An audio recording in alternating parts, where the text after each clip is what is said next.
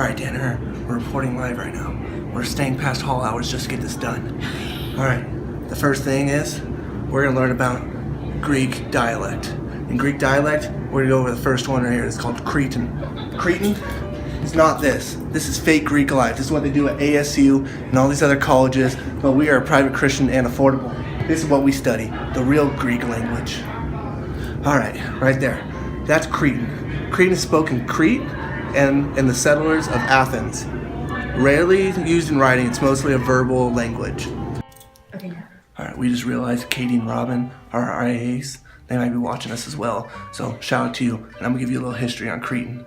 Cretan came around in the 16th century, so they get all this stuff written down for the Greek culture, and it actually came down to being talked about as the basis for modern Greek language. So the Cypriot dialect comes from the tiny island in Greece. This form of language is broken, limited, and also unspoken. It is spoken in the homes with elders and parents. So when children grow up and they go to school, they are often forced to learn what is called modern proper Greek. So a study revealed that as students got older, they were reluctant to identify with the Cypriot language because they were ashamed because it was considered improper and limited in knowledge. Okay. The Doric dialect comes from the family of Sparta. This dialect is only meagerly represented, only being found in certain kinds of poetry, and very little Doric has been preserved. It can mostly be found in local stone inscriptions. Two forms of literary Doric exist. Choral Doric is only used for poetry. The other form was created by Theocritus. He used it for his bucolic mimes. The Greek language makes the Greek culture more expressive in many unique ways. In the Greek language, they can express different meaning with different words that can all translate to the English language as one word. This makes the culture more open and aware of each other's feelings and thoughts. One of the ways that Greek language influences culture is through the 6 different words for the multiple expressions of love. One of the Greek words for love is eros. This is named after the god of fertility. It is used to describe feelings of passion. The connotation of the word is dangerous and irrational. The term to fall madly in love is popular in English culture, but in Greek culture it is frowned upon because it is just an empty form of lust. Another word used in Greek culture for love is philia.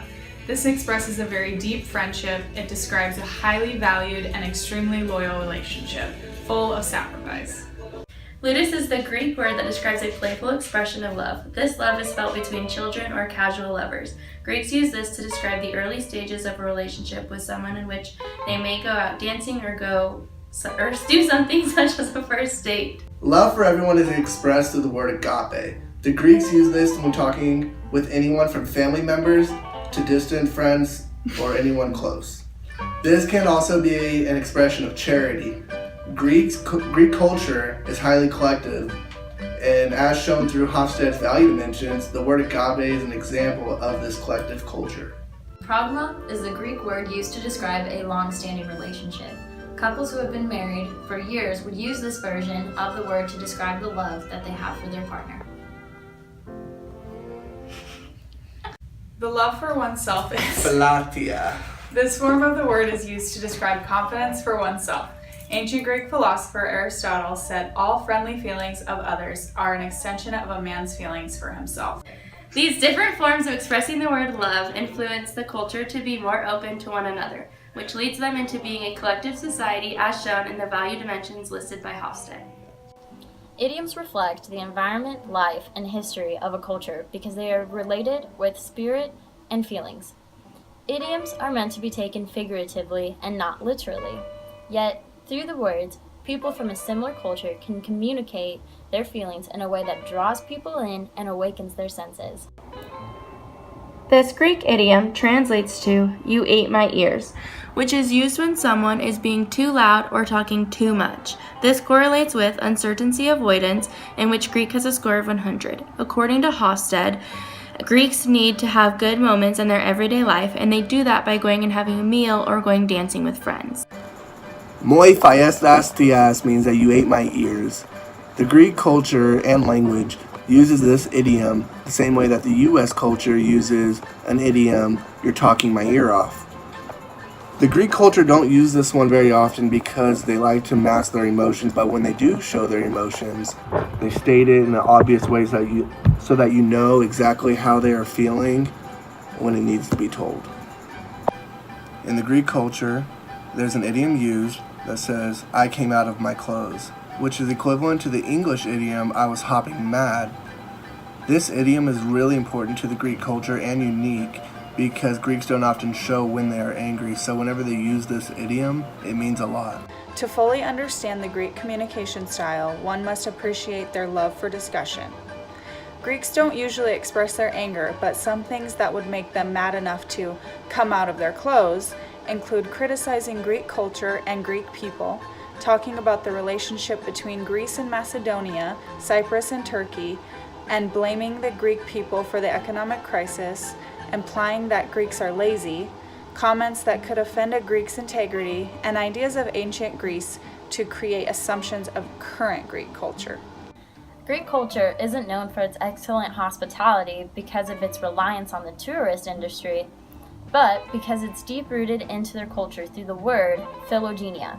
The word is broken down, the first half translating to love, and the second half translating to foreigner. This comes from the Greek myth of a story where two gods, Zeus and Hermes, went undercover through a city looking for some shelter. After being denied, after going to multiple houses, Zeus and Hermes came upon a small cottage where Baucis and Philemon lived. They granted these undercover gods space in their home to stay. Soon, throughout the dinner, the two householders realized that the gods were undercover gods. In doing so, Zeus and Hermes warned the two homeowners that they would soon be destroying the town because of its lack of hospitality. So the two house owners were warned and were able to leave before the city was flooded. This story goes to show that Greeks have a belief in serving those who come through their town. If not, they might be punished by the gods. Greek language reveals Greek reality. Language shapes ideas and perceptions of the world. Sapir-Whorf's hypothesis can be explained by the 6 Greek words of love. The separation of types of love reveals the value of understanding emotion within Greek culture. Greek dialects reflect the diversity within Greek culture, and Greek idioms reveal the emotions that Greeks do not wish to say aloud. Languages can be translated. However, ideas and meanings can be lost through translation due to the cultural origins, beliefs, and values being unknown to the non-native speaker. Greek language is best understood through its philosophical importance, deeper meanings, and its desire to remain pleasant.